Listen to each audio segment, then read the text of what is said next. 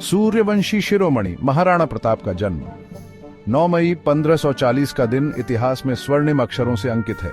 इस दिन चित्तौड़गढ़ के मेवाड़ राजवंश में एक वीर बालक ने जन्म लिया, जिनका नाम था प्रताप। यह वही प्रताप थे जो आगे चलकर महाराणा प्रताप के नाम से अमर हुए। उनके पिता थे महाराणा उदय सिंह और माता थीं रानी जीवंत कंवर।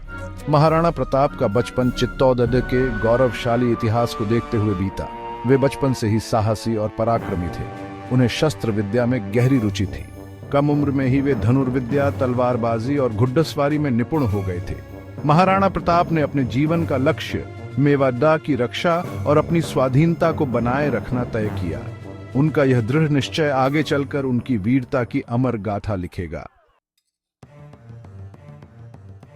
अदम्य साहस के प्रतीक महाराणा प्रताप और अकबर। मुगल बादशाह अकबर ने संपूर्ण भारत पर अपना शासन स्थापित करने का स्वप्न देखा था। उसने मेवाड़ को भी अपने अधीन करना चाहता था, लेकिन महाराणा प्रताप ने अकबर की अधीनता स्वीकार करने से साफ इनकार कर दिया। उन्होंने अपनी मातृभूमि की स्वतंत्रता के लिए रणभूमि में उतरने का निश्चय किया। अकबर ने कई बार प्रताप को अपने अधीन करने का प्रयास किया, लेकिन प्रताप ने हर बार उसकी एक न सुनी। अकबर ने प्रताप को भाई बनाकर रखने का प्रस्ताव भी रखा, लेकिन प्रताप ने उसे ठुकरा दिया। महाराणा प्रताप की यह वीरता और स्वतंत्रता का प्रण आज भी हमें प्रेरणा देता है।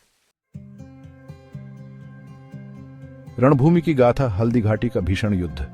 18 जून 1576 को हल्दी घाटी के मैदान में एक ऐतिहासिक युद्ध हुआ। यह युद्ध था मुगल सेना और मेवाड़ की सेना के बीच, जिसका नेतृत्व स्वयं महाराणा प्रताप कर रहे थे।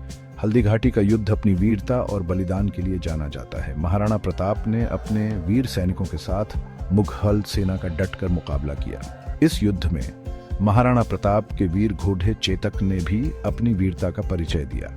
चेतक ने अपने स्वामी की रक्षा करते हुए वीर गति प्राप्त की। हालांकि इस युद्ध में महाराणा प्रताप को विजय नहीं मिली, लेकिन उनकी वीरता और साहस की गाथा आज भी लोगों की जुबान पर है। प्रेरणा पुंज महाराणा प्रताप की अदम्य इच्छा शक्ति। हल्दी घाटी के युद्ध के बाद भी महाराणा प्रताप ने हार नहीं मानी। उनका हौसला बुलंद रहा। उन्होंने कभी भी मुगलों के सामने घुटने नहीं टेके। घने जंगलों में रहकर उन्होंने अपनी शक्ति एकत्रित की और फिर से मुगलों से लोहा लिया। उन्होंने मेवाड़ के एक बड़े भाग को फिर से मुगल शासन से मुक्त करा लिया। महाराणा प्रताप ने हमें यह सिखाया कि कठिनाइयों से घबराना नहीं चाहिए। अपने लक्ष्य पर दृढ़ रहकर उसे प्राप्त करने का प्रयास करते रहना चाहिए।